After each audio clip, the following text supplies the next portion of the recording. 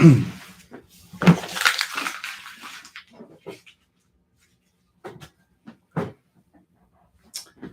right.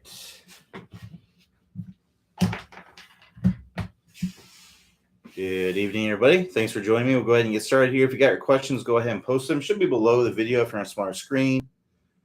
To the right of the video if you're on a larger screen, like a desktop, something like that. All right, so let's see if we got some questions in there. August 1st. Already 2/3 of the way through the year already. All right, so Garrett L says, working through the shallow line course and now am seeing good results in my swing playing. My question is, I found my natural grip and it is very strong grip to get the face close at impact. I noticed it is much more comfortable for me to have shaft lean at address. How much shaft lean at address is okay before you start running into problems? Good question. So one thing we want to understand about what the setup is all about, the setup is really just to help you to get into a good impact position. Impact is what matters, right? So I think what a lot of people are trying to do, they're always trying to get into a really comfortable address position. And that actually a lot of times leads to a poor impact position. And what we should really be looking at is how do we get into the best impact position possible and have a good level of comfort in that impact position. And then just go to whatever, if your grip is strong, you go through the natural grip process and you find that the stronger grip is better for you, then it really doesn't matter whether you have shaft lean at address or whatever it is, it's not going to be a bad thing, right? It only matters how that club comes into impact, right? So generally, if you have a stronger grip, it's more comfortable to have the hands more forward at address, right? If I put my hands like this, very, very strong on the grip, if I put my shaft kind of straight up and down like this, I kind of have to push my arm over here. I have a little bend in my wrist. It's just not comfortable. It's way more comfortable to be kind of like this, where my hands are more forward. It's way, way more comfortable. And that is 100% fine. So let's say that I did that and it's more comfortable for me to be like this, right? That's also 100% fine, right? So that's what we want to look at. We want to look at what's going on at impact, and then how do I get into what positions do I need to get into leading into impact that allow me to get into that impact position, because that's really what matters. What is it? It doesn't matter if you have tons of shaft lean or no shaft lean at address if you're in the impact position that you want to be in, right? It really doesn't matter. It only matters what you are at impact, and then you kind of work from there, right? So that's the way you want to look at it. So it's kind of a trick question. How much, your question is how much shaft lean at address is okay before you start running into problems. It's possible. Let's say that you get like this, right? And then being in this kind of position really opens up your shoulders, and then that makes you want to swing over the top and all those kinds of things. If that is what's happening, then we need to focus on, okay, well, we can have that shaft lean, but we need to make sure that our body's more squared up with good spine tilt and things like that. So that's really what it comes down to. So there's no set number. Okay, once you reach 10 degrees of shaft lean, you go beyond that, you're going to be in trouble. It's not really how it works. It's more, okay, what address position feels most comfortable for you to be able to get into a good impact position, and whatever that is, that's good to go. And it's going to be different from player to player. There's definitely generalities, but it's going to be different from player to player. Well, we have found that almost all players are going to be better off having some spine tilt at address. Not all tour players have that spine tilt at address. Most of them do. Some of them are more kind of straight up and down, but then they get into a good spine angle at the top and that impact. They all get into that good impact position at impact. Almost 99% of them are going to get into that good position at the top. Some of them, like Sergio, he's a little bit like this, right? He's a little bit leaning toward in swings that I've seen, but he's about one of the only guys that I've seen that that has that kind of spine leaning toward. Martin Keimer, I think, was one of them that might have had his spine angle leaning toward a little bit at the top or more vertical, but every single one of them gets into that angle at impact. That's really what matters, is getting into that angle at impact. And then the other angles, the one at address and the one at the top, just make it a lot easier to get into that position, right? So really what it comes down to is there's no set shaft number. Hey, let's say this, let's kind of go extreme with it. Imagine I set up like this, right? If I set up like this, but then my impact position looked like this, and this was the most comfortable thing for me to be able to get into a position like that at impact, then, who cares? you know what I mean? It's like Matt Wolf, for example. Matt Wolf has this crazy kind of way up there and then shallows it out a ton. Like a lot of people would see that, and maybe some instructors might see that, or some people would see that and be like, well, you can't be doing that in the backswing, but the reality is that is what helps him to get into the best impact position. If you see Matt Wolf at impact, I mean, it is grade A, good, really, really good. He wouldn't be a PGA Tour player, if it wasn't. So there's a lot of ways to get to there, right? The further you get away from impact are where you're going to see the most differences between tour players. So at address is where you're going to see the most differences in tour players. The second most differences that you're going to see is at the top of the swing. But from probably about here to the golf ball, you're going to see the most similarities between tour players, because you're getting closer to impact, right? At impact is where you're going to see the most similarities between tour players, because those are the things. That's where it really matters.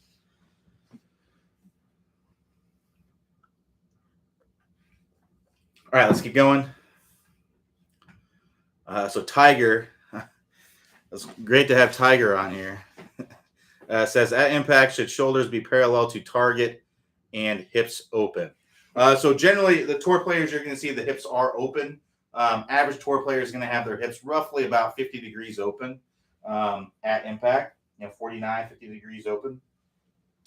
And then it's the other way around. It's about 40 degrees open is where you're going to see the average tour player.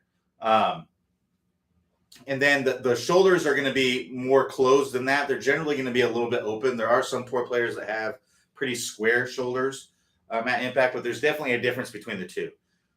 You don't really see too many good players who have their shoulders and hips aligned with each other at impact, right? Generally, when I see that, the impact position looks like this, where the hips are like kind of tucked under, they're facing the golf ball, and the shoulders are facing the golf ball. A lot of people will call that early extension. Generally, when it's now, there's definitely people that early extend and hit the ball great, but there aren't any that really look like this. They're elite ball strikers because it just makes it very difficult to time things. Generally, the hips are going to be a little bit more open. The shoulders are going to be slightly open. If we want to put average numbers on it, I would say, 40, 45 degrees for a tour player with the hips relative to address, right? And then the shoulders are typically going to be 10 to 15 degrees open. There's definitely going to be a difference there. Like I said, there's some tour players that are square. I don't know if there's any players that are closed. Most of them are slightly open, and some of them are square. I'm not sure if there's any that are closed. There's possible when a tour player might be trying to hit a big snap hook or something like that they may get their shoulders closed off in order to get the club working more from the inside. But generally, the shoulders are going to be a little bit open. And the other thing to keep in mind is that the chest is very open, right? Typically, the chest is going to be 20 to 30 degrees open. The shoulders are much more closed than that because our shoulders can move independently of our chest. I can protract and retract my shoulders. So protraction is where my shoulder blade works away from my spine, right? And retraction is where my shoulder blade shoulder blade works toward my spine, right? So when I'm coming into impact, my lead shoulder is going to be protracted, right? So it's going to make it look like my chest is maybe square, but the reality is my chest is pointing out here, and my shoulders maybe pretty close to square.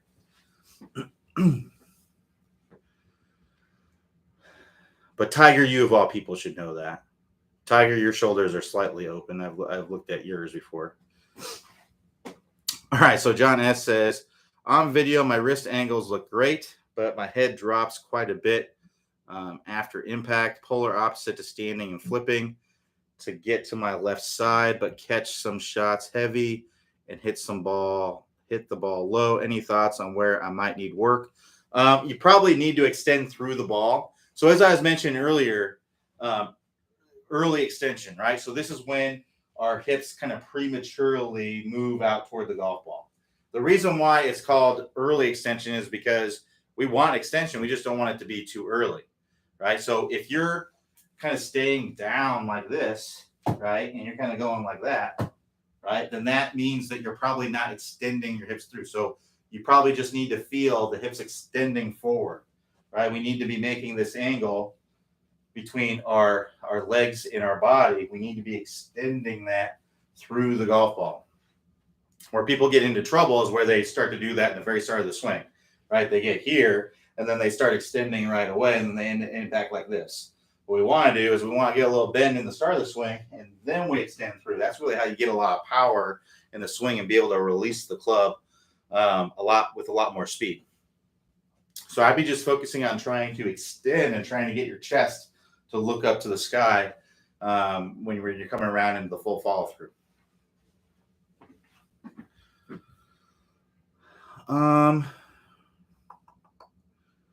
So Louis says, what are your thoughts on the Cobra one length clubs? I'll say this, first of all, I've never ever used one length clubs. So I can't tell you from experience, like what all the ins and outs are of it. Obviously it can work at a high level, right? We've seen some tour players use one length clubs, most notably Bryson DeChambeau. But keep in mind, that's what confuses me about the whole thing. The idea of we're going to use one length clubs, because I think the idea behind it definitely has merit. It makes sense, right? If I have the same club that does different things, then I can just put the same swing on every ball, right? And I don't have to feel any variance in length or anything like that. But the reality is that when you make a club the same length, and let's say that you weight it the exact same, so that way the club feels the same every single time.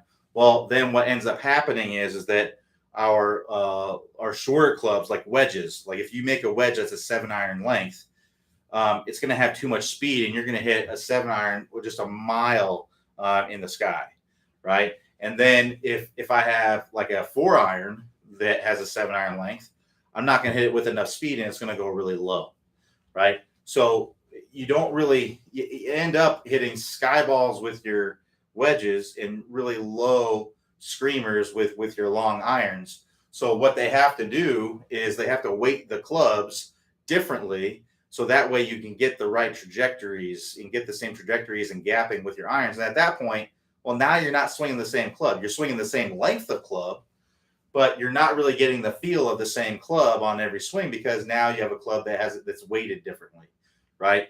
So to me, it kind of, the whole idea, it definitely has merit to it, but then to get it to work, it kind of defeats the whole purpose of it in the first place.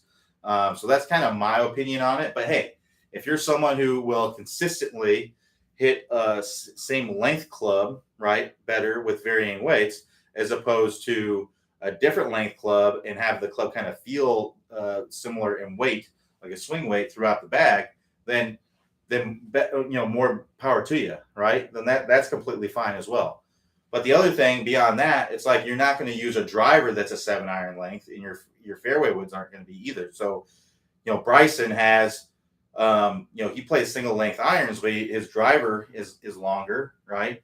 I assume his fairway woods are longer. They're not 7-iron length. I don't know for sure, but I would imagine they're not, right? Because they're just not going to go as far. You're not going to be able to create as much club head speed. So even then, you're still not going to be able to play one length throughout the bag. So to me, it doesn't make a lot of sense, but I've never tried it, right?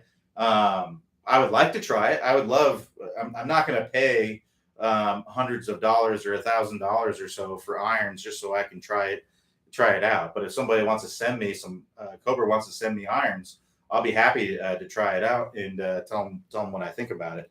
But But yeah, I've never invested in the opportunity to be able to do that. So I can't tell you from real world experience, but that's just kind of my thoughts on it. To me, it just doesn't make a lot of sense to do it, because the whole reason to do it, unless your reasons are different, but the whole reason to do it is, you can't really do it that way and get the ball flight to be any good.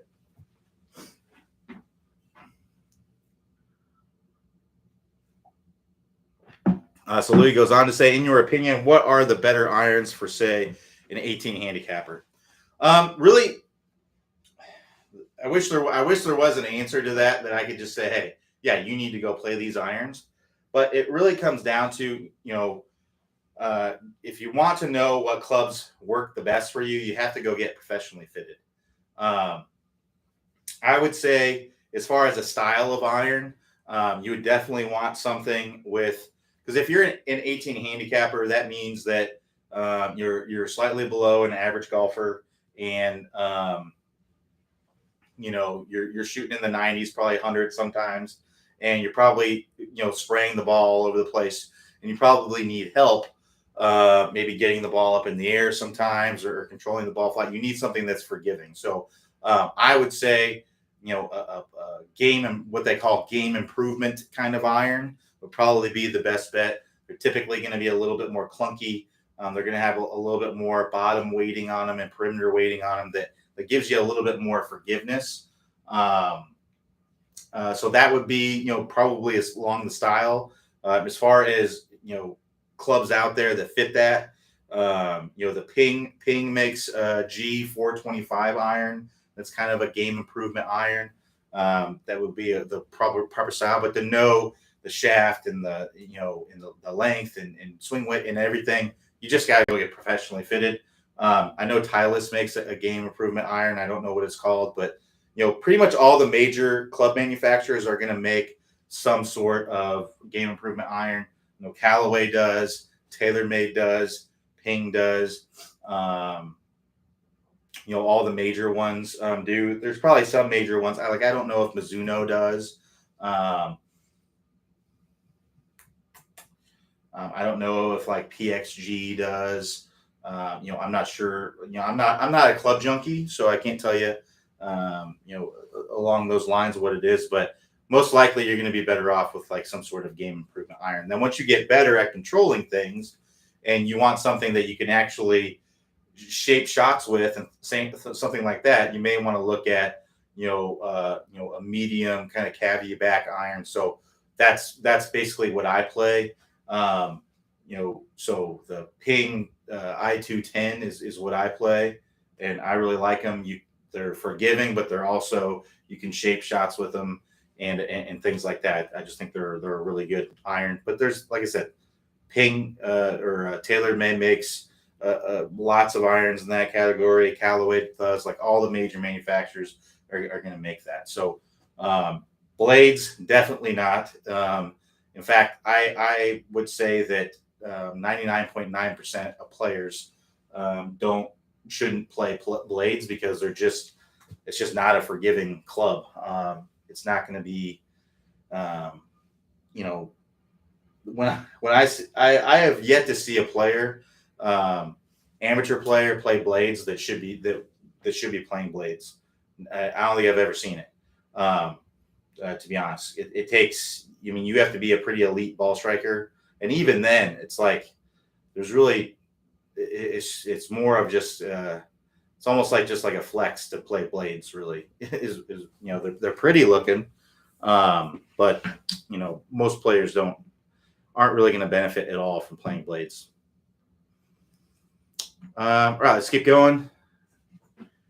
All right, so Scott says, in a recent video, you demonstrated how the weight should be moving back towards 50-50 in transition, or even earlier. Does that apply to the driver as well? Thanks. Yes, that applies to driver as well. Even especially driver, for sure.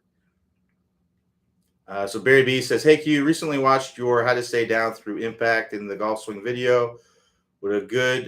Would a swing thought of pinning the ball against the block of wood be accurate for a golf swing? Of pinning the ball against the block of wood be accurate for golf swing? Also, is the motion simply a baseball swing with side bend? Well, I'm not sure about the pinning the ball against the block of wood. Yeah, I don't know. Not sure about that one. But basically, swing thoughts are really relative. They're feels. So a swing thought is essentially a feel, and a feel is relative to the person. So what I feel and what you feel and what Clay feels and what Tony Finau feels, right? They're all different things. So really, what it comes down to is, you adjust your feel to get the desired result that you want. Right. So what that means is, let's say that I'm someone that's early extending, right? Let's say that I'm someone that's going like this, right? Well, you're going to need to feel like you're probably going like this to stop doing that, right? And the reality will hopefully be something that's more like this, right? Where your hips kind of stay, and turn through. They don't push back too far, but they're in a good spot. So I'm not sure what you mean by pinning against the block of wood, but really what it comes down to is I would look at what's going on in your swing or with your ball flight or your contact that you don't like. Then you adjust your feel to get the desired result. So let's say contact wise, let's say you're chunking it. You're hitting 4 inches behind the golf ball. Well, a good feel might be to feel like you're hitting 4 inches in front of the golf ball, and hopefully you hit where the golf ball is, right? Or, if you find, as far as the internal thought, maybe you need to feel like all of your weight's on your lead side at impact to make that happen, right? So, like I said, I'm not sure what you mean by pinning, what that's in relation to. I've made a lot of videos, so I can't remember every video, but it's really about adjusting your feel to get the desired result that you want.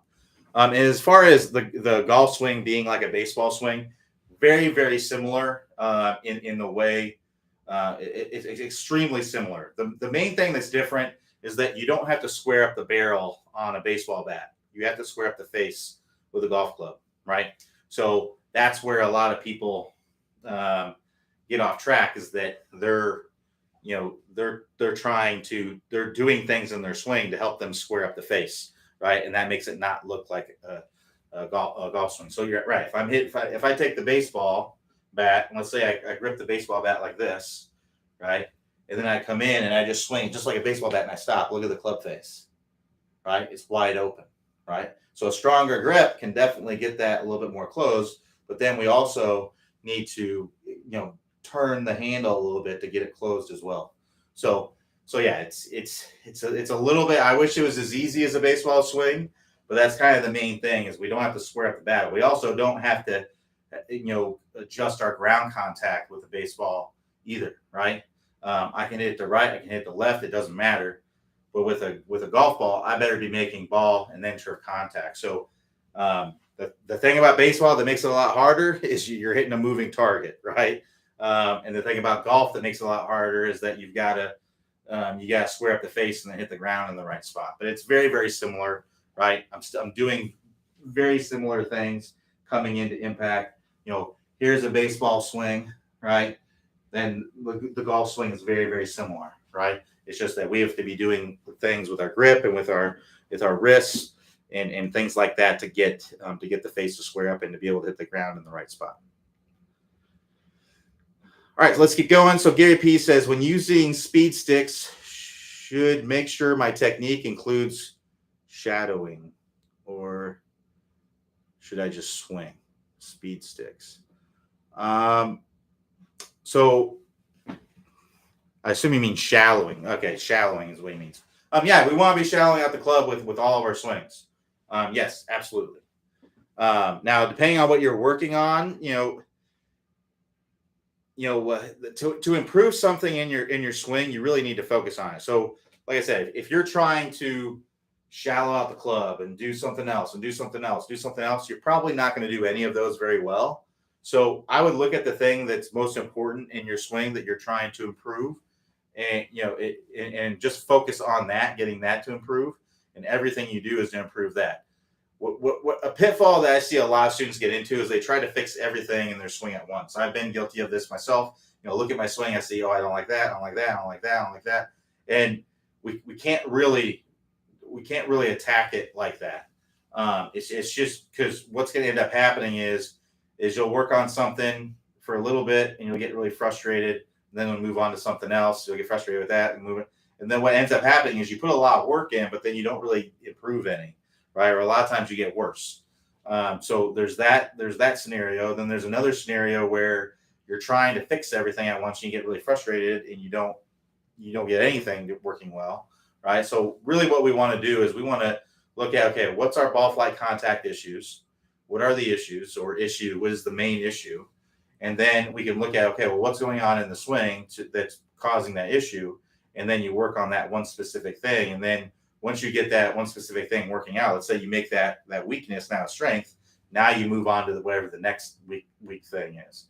And you keep just knocking those out, and then eventually, you get better.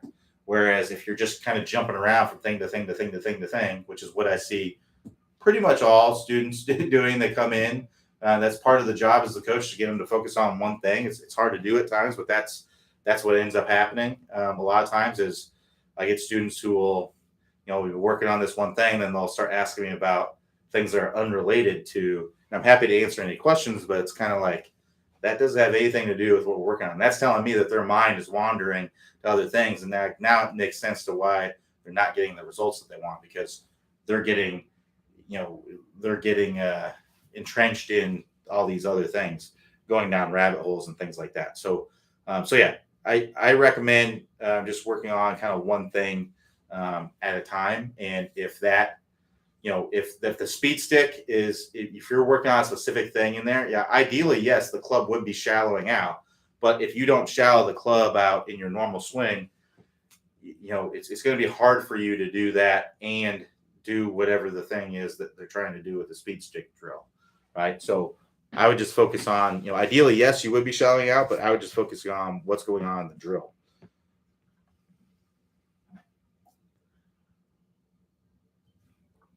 All right, let's keep going here. So Barry M says, simple question, read drills. The first few weeks, speed fix, have 2 or more 20-minute drills. How frequently should they be performed? All, every day, 1 set each day, or 2? So the way that it's laid out is so the way that the 20-minute distance fix is laid out is you have 2 outdoor drills, and you have 1 indoor drill, but you can do it outdoor as well. I would just do those in separate range sessions. So I'd be 3 days a week, right? So one day you do, maybe the catapult in week 1, then you wait a couple days, 2 or 3 days, and you do the sumo step drill. Then you wait a few days and do the 1 or 2 days, and you do the other drill. So I would be trying to give yourself a rest. It's just like if you go to the gym, right? You don't want to work like the same body part every single day necessarily, right? Because you need rest, right? So that's what I'd be kind of looking at is having the rest in between there. If you go at it every single day, going as hard as you can every day. Now, if you're really well conditioned, you may be able to do that. But if you're untrained, you've never done speed training before, I don't recommend speed training more than 2 or 3 days a week. I would recommend, doing it there. And then once you start maybe even plateauing, if you've gone through the program a few times, then you can maybe start adding more reps and going that way if you're more conditioned for it. So David B says, hi Q, do you have any good drills that help avoid getting stuck, leading to some big blocks, primarily, if not exclusively, with the driver? Yeah, the 20-minute shallowing fix is actually a really good drill to go through that, because we talk about kind of the chopping whip feeling. So when you get stuck, what's happening is your trail arm kind of gets working behind you too much, right? So I get here, and then my trail arm kind of gets behind me, and then either I have to really rotate a bunch, and then maybe I don't get enough, and then I block it out to the right.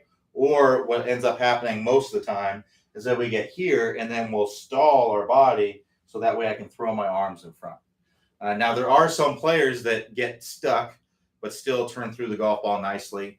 One would be like a Jim Furyk, right? Jim Furyk, basically gets up here, kind of gets stuck, and then comes into impact like this. If you can rotate like that, then great. But most people can't. So yeah, I would be working on trying to keep those elbows not from working. Get that, especially that trail elbow, working apart and behind you. We want to get it kind of working. So it's like if I was hitting a baseball, I'm coming in like this, right? I want to do the same thing in my golf swing. I want to get here, and then I want to get that elbow kind of driving underneath, right? And then coming through like that. That's the feeling that I want to have with it. Another good drill is if you get a ball like this. This is just like a toy ball that I got from Target. It's just a few dollars. It's just a squishy little rubber ball. It's about 6-inch diameter ball. And what you can do is put this between your elbows, right? And then just kind of make some swings where you have that between your elbows. And if you get stuck, if you get your trail elbow kind of working back behind you, you'll drop it, right? So you just got to kind of keep that ball between your elbows throughout the entire swing. That's another one that you can do that kind of puts you in that baseball kind of position I was talking about. But the 20-minute shadowing fix is also a good place. To get to the 20-minute shadowing fix, click the instruction tab and click the 20-minute shadowing fix and check out the like the chopping sequence. That'd be a really good one to go through. So Rick James says, I struggle with consistency. One day, a good ball striking in the 70s. The next day, not as good in the low 80s. How can I be more consistent? Any tips? So one thing to keep in mind, I think people's view of consistency is usually pretty far off. The reality is that you are actually consistent and you don't realize it. Scoring in the 70s and the 80s is a pretty normal thing.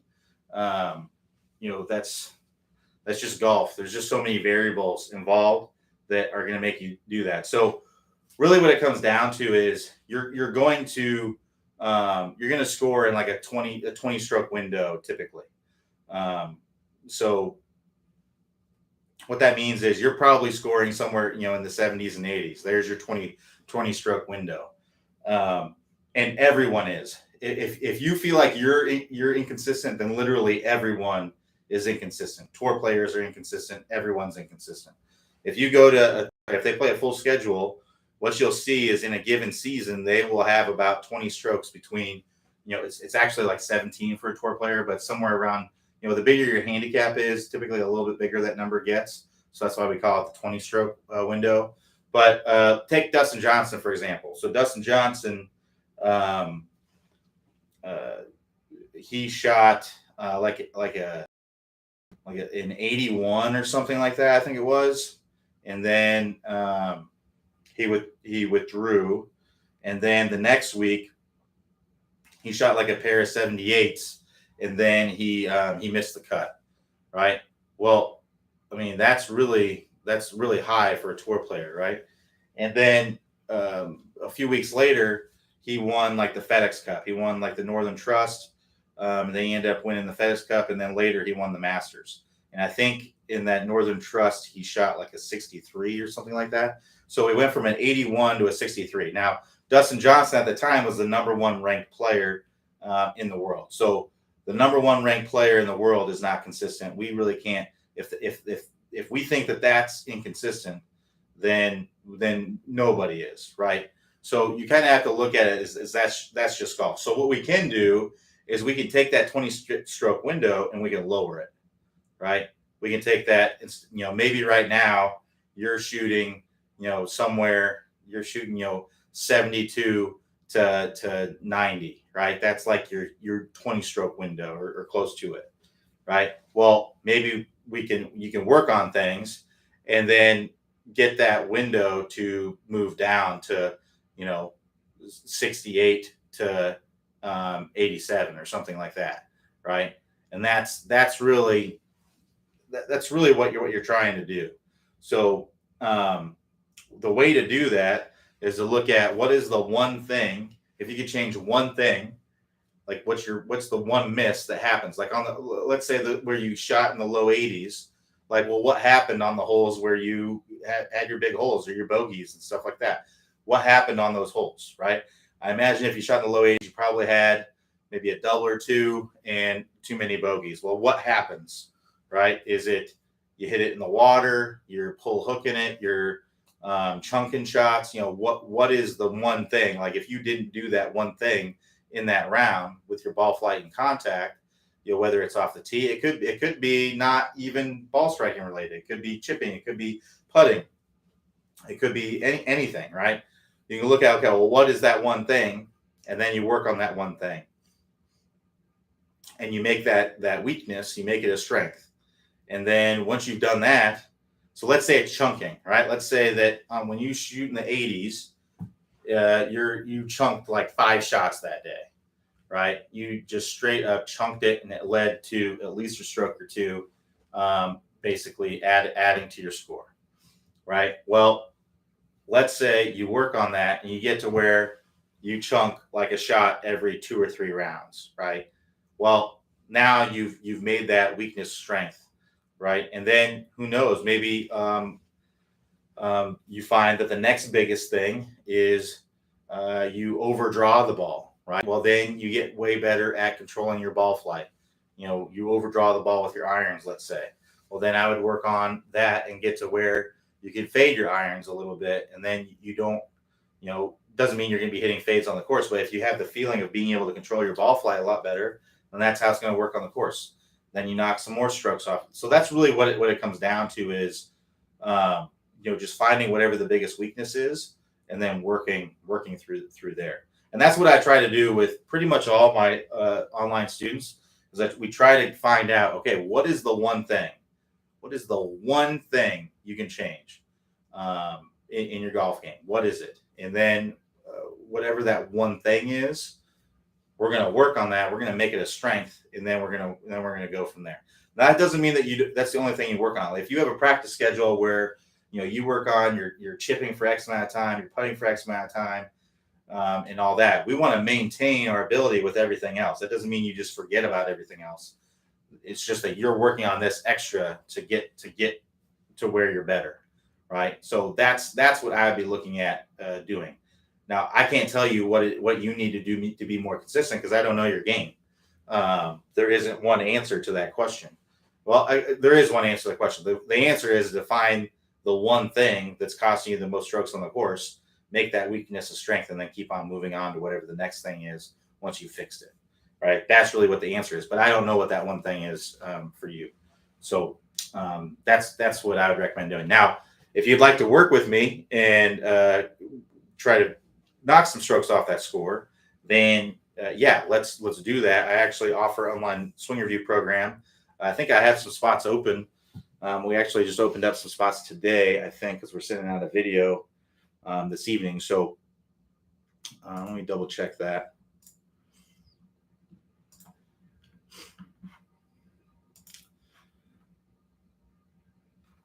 Yeah, so I have some spots open. So if you'd like to sign up for my swing reviews, then let's do it. And then we'll keep moving forward from there.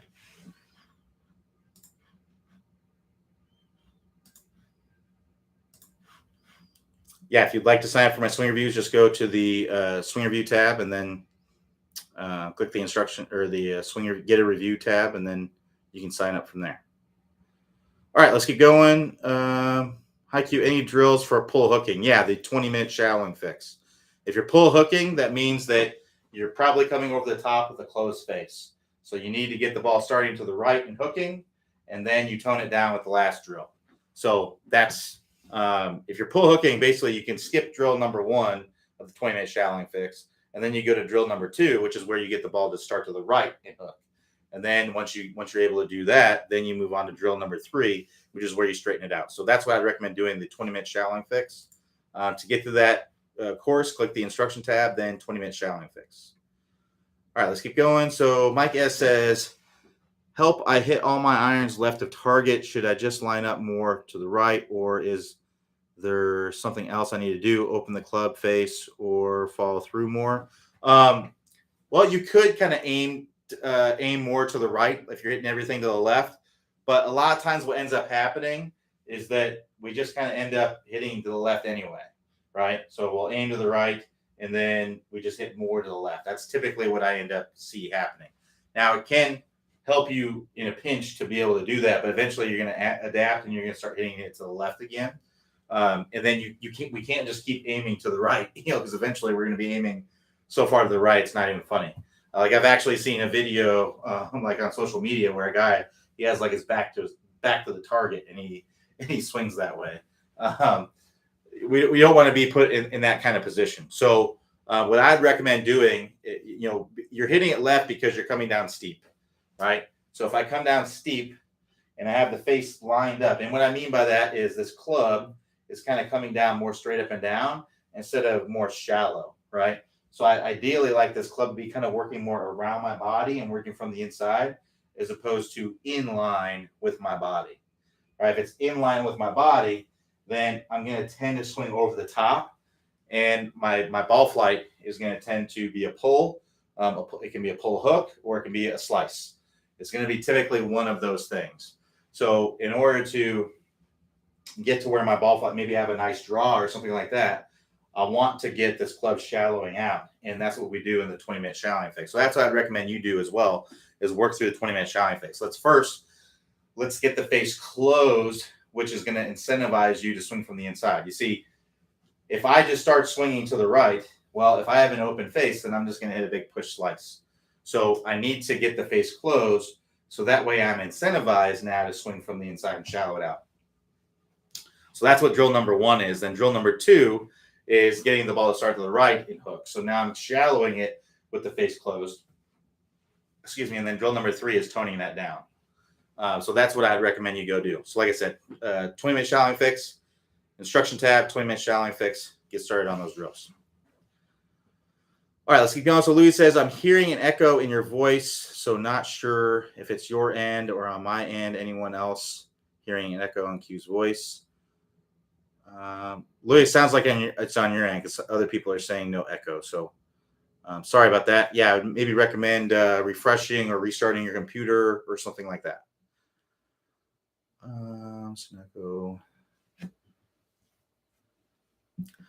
So Barry B says it was the flag pole and keeping your head on the pole. There was a big block of wood on the bottom. Yeah, I've used that flag pole in a lot of videos. I'm sorry, Barry, I don't remember every video. So Tommy D says, do you have some suggestions for drills or swing thoughts for relaxing the arms and wrists? Yeah, the top speed lag course is really, really good for that. So one of the things that we do initially in the top speed lag course is getting the feel of the club kind of trailing the hand. So a drill that I like to do and that's in that video to begin with is, basically we just kind of relax everything. So I'm going to kind of let my arms kind of hang down. I'm going to kind of shake my arms out, get nice and relaxed. I'm going to grip the club. And when I grip the club, really, a lot of people ask me about grip pressure. And basically what it comes down to is I'm going to grip the club with enough pressure that I can hold on to it and then I can have control of it, but not so much pressure that I can't move, right? So if you imagine if I make a fist and I clench it as hard as I can, it's hard to move your wrist, right? So if I just make a fist and I don't clench it, right? I just make a fist. Well, now I can move my wrist around. And that's kind of what you're doing with the golf club. Now, the faster you swing it, right, the more force is being applied on this club and is going to want to pull it out of your hand. So the more force you have to put into it. Imagine at impact, right, we're putting a lot of force into this handle because that's when the club head's moving the fastest and it's wanting to pull out of our hands.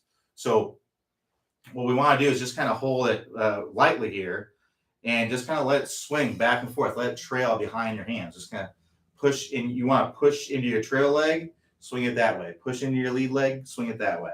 So just kind of start with some really, just kind of swinging it back and forth.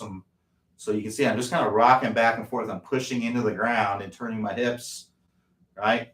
And now I'm just going to go a little bit longer, right? And I'm going to go a little bit longer, right? And that's all you're trying to do. So getting kind of that feeling and just kind of work your way up to a full swing when you're doing that. That's a great drill to kind of help you feel the club lagging behind. Let your arms relax. Let your body kind of turn through and kind of let your body power the club. So that's in the top speed lag course. That's the lag progression drill. It's in level 1 if you want to go check that out.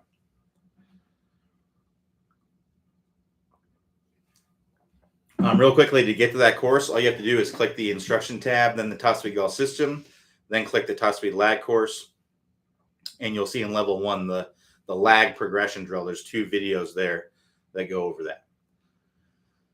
All right, let's keep going. So John W says, hitting my irons and hybrids poor. I think it means pretty solid after shallowing sessions. Still struggling badly getting weight shift to front side with woods, even off tee. Yeah, so I'd recommend the step drill. The step drill is really the best drill out there for getting the good weight shift.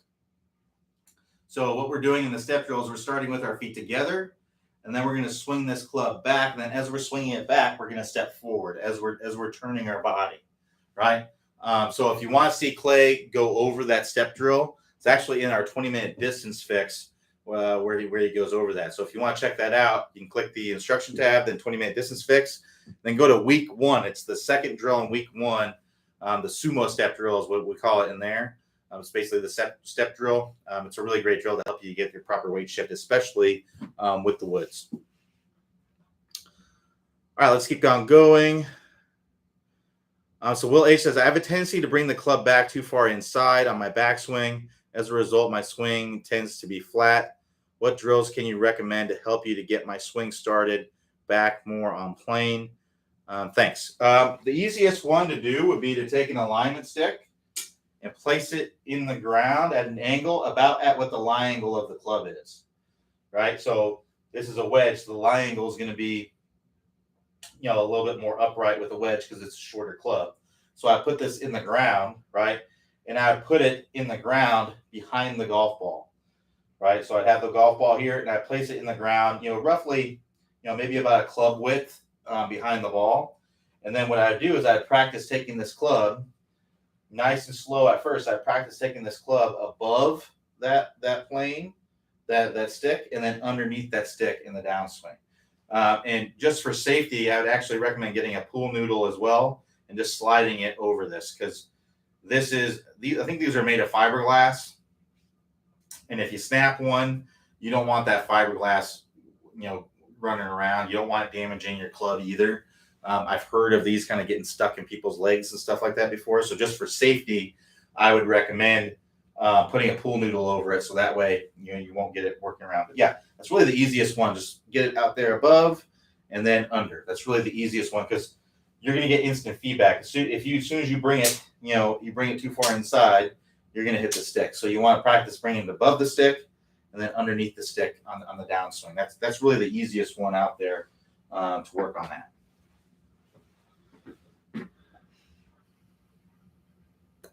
All right, so Norman P goes on to say, do you have a drill for hitting your irons more consistently out of the middle?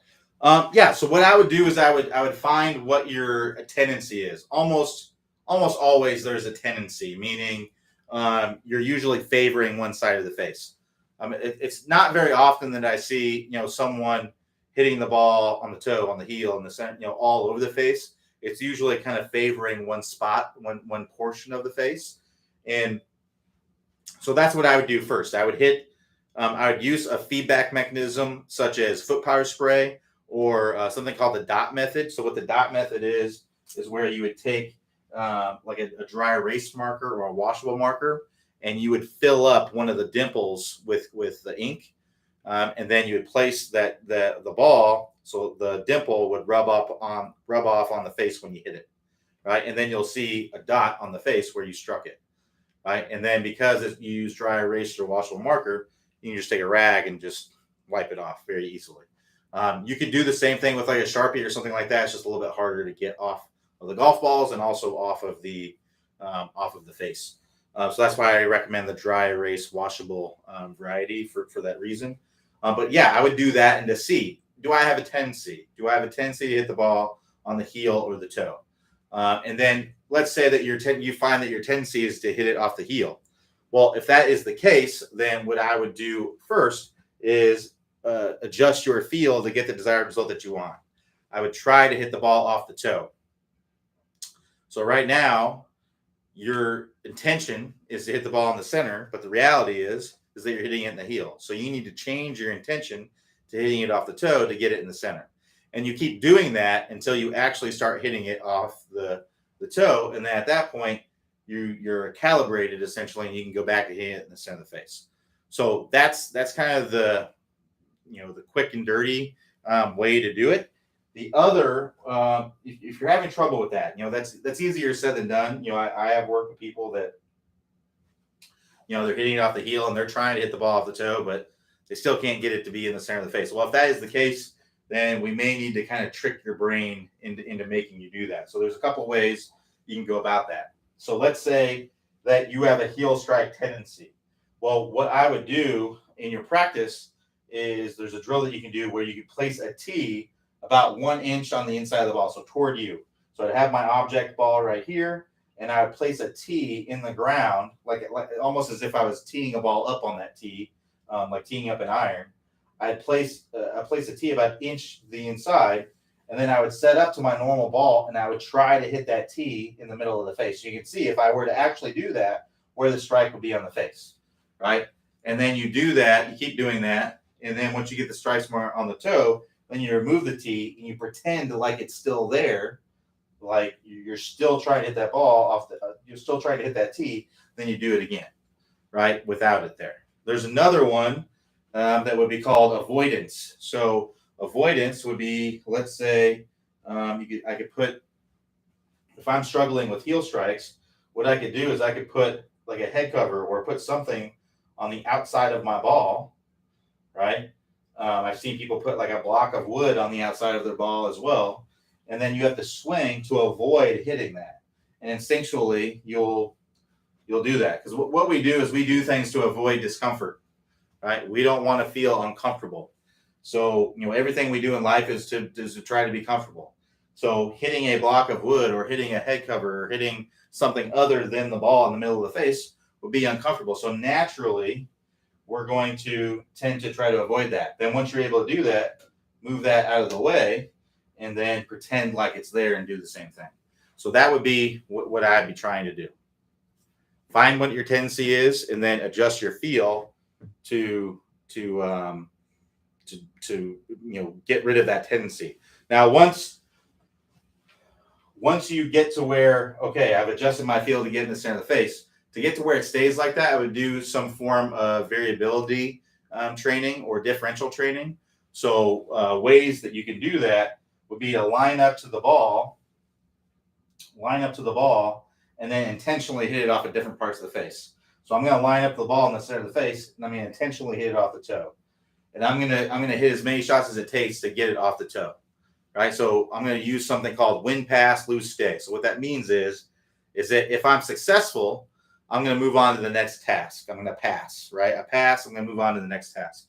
If I'm unsuccessful, then I'm going to repeat the task. I'm going to lose and stay on the task, right? So if I'm going for the toe strike, I'm lining up to it in the center of the face. You wouldn't line up with it on the toe. You line up with it just like the way you normally would. And I'm going to try to hit the ball on the toe. Let's say I hit it in the center of the face. Well, I got to try it again, right? And then I'm going to keep doing it until I can get it on the toe. And now, once I got it in the toe, now I'm going to line up the way I normally would. I'm going to try and get it in the heel. I'm going to hit it as many times as it takes to get it in the heel. And then once I do that, then I'm going to try to hit it in the center, right?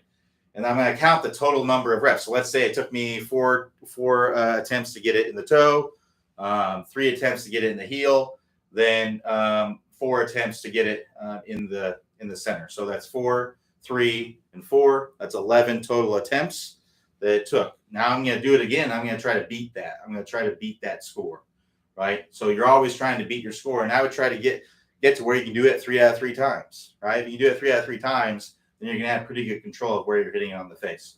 Another one that you can do is to line up with it on the toe and try to hit it in the center. Line it up in the heel, try to hit it in the center, and line it up in the center, hit it and try to hit it in the center. And do the same thing. Win, pass, lose, stay.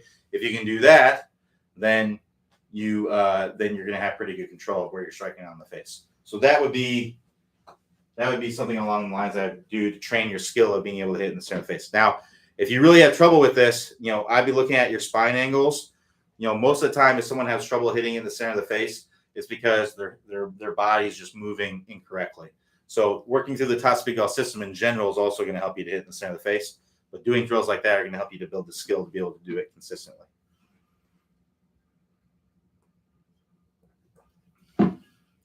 So Tommy D says, should grip pressure consciously, stay constant throughout the swing?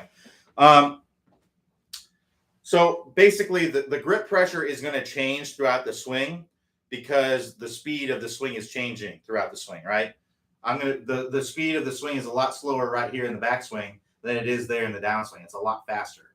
So with the more speed that the club head is moving, the more pressure I have to put into this handle, right? So you probably heard the term, hold it like a baby bird, or tube of toothpaste, don't squeeze out the toothpaste, something like that. But the reality is that we can't hold the club like that throughout the entire swing. I might be able to do that at address. I think that's a good good advice for holding the club at address, because there's just no reason to put a lot of pressure in it at address. We don't want to, because it's going to be hard to move very well if you do that. So yeah, we don't really want to be doing that. So ideally, we're going to put as much pressure that we need to into the handle to be able to control it, to be able to hold on to it, but not so much that we can't move. That's really the best way I can describe what's going on with the grip pressure. And you're going to do this instinctually. It's not usually something, you say, is the pressure something that you're consciously doing? I would say no. It's something that you're naturally going to do. So, you're not going to think, okay, I address, I'm a 2 out of 10. Then I bring it right here, I'm a 4 out of 10. Then up here, I'm a 6 out of 10. Things are moving too fast. You can't be thinking about varying your grip pressure throughout the swing. It's not something you consciously do. It's something that you more so unconsciously do. And I'll prove it to you. There's a test that you can do, and you can just have a buddy, and you can do this for each other, so you can both kind of see what's going on. Hold the club out in front of you just like this, and with the grip pressure that you're holding it right here, I just want you to be holding on to it tightly enough to where it stays in your hand, but not so tight that you can't move, right? And not so light that it falls out of your hand, right? And then have a buddy come up and try to pull this club out of your hand. Now, what's going to happen is instinctually, unconsciously, you're going to put more pressure into that handle so that they don't pull it out of your hand. You're going to feel the club starting to move out of your hand, and you're going to instinctually put more pressure into the hand. Because if you just put in the same amount of pressure as you are right here, and you had a buddy come pull on the club, well, you're just going to pull the club out of your hand, right? So that's not what's going to happen. You're going to hold on to it, right? So that's what's happening in the golf swing. Essentially, when you're swinging it back, and you're swinging it back with more speed, there's forces that are acting on this club that are going to make it want to pull out of your hand, and instinctually you're putting more pressure in the handle to prevent that. So I would say you're not consciously putting pressure into it. It's unconscious, but it's not constant throughout the swing. It's variable because the speed of the club head is variable throughout the swing. All right, so we got one more question here from Mike T. Says, please discuss ball and club handle setup position. Currently set up with a 7-iron, middle handle by inside my left thigh, wedge closer to my right heel. So this was actually the first question that we had today in the office hours. And the answer to the question is that it doesn't really matter. The short answer to the question anyway. It's really, only thing that really matters is really your impact as far as the handle position. It's all that really matters. So you set up in whatever way at setup that allows you to get into a better impact position. Now, generally, what you'll find is the weaker your grip is, meaning, the more your thumbs are kind of on top of the grip, right? If I have my thumbs kind of on top of the grip, very weak grip, the emblem of my glove's kind of pointing at the target, generally the more straight up and down the shaft's going to be, because that's just the most comfortable position, right? It's just my arms kind of hanging straight down, and the club's just kind of straight down in front of me, right? Now, the stronger the grip is, meaning now I got my thumbs more on the side, the emblem of my glove might be pointing more toward the camera, right? Generally, the more shaft lean I'm going to have at address, because it's just more comfortable to be in a position with more shaft lean at address if I have a stronger grip. Because if I put that club more straight up and down, well, now that puts a lot of bend in my wrist. It's just not comfortable to be in that position. It's more comfortable just to be more like this, right? So, but that doesn't mean that I'm going to hit the ball terrible if I'm like this. If you're more comfortable like this, and this allows you to get into a great impact position, then great, do that. I have no issue with that.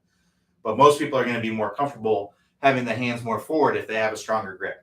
So that's really what it comes down to is impact's the most important thing.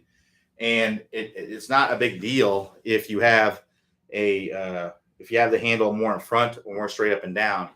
It only really matters how you're coming into contact. All right. So that's what I'd be really kind of focusing on as far as that goes. All right. Thanks, everybody, for joining. We'll be back here tomorrow, 11 a.m. Eastern time. Everybody have a great rest of your day, and we'll talk to you next time.